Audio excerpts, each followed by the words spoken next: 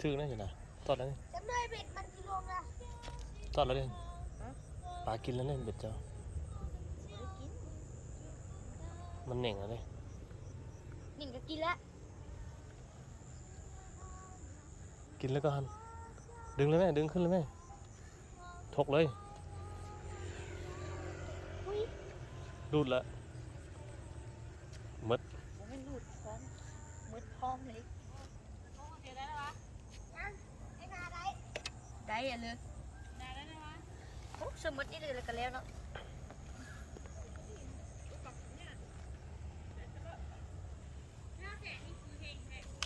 เอาปักเนี่ยขอมามื้อนี้ บ่ขอมาไม่ดีเป็นปลาทองปลาคำ ได้บ่ แล้วปลาคำได้4 ตัวแล้ว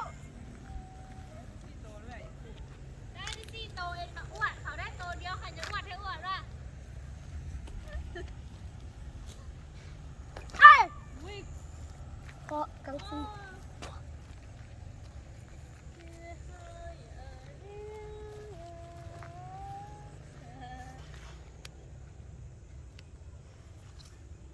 จะได้กินแล้วค่ะ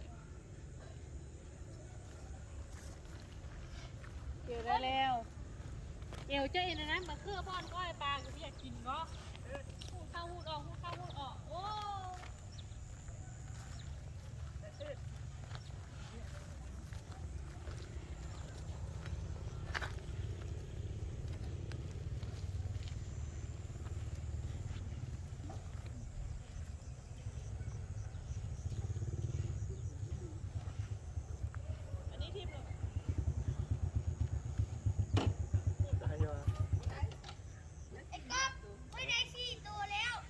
ก็ได้เป็น10นะบัว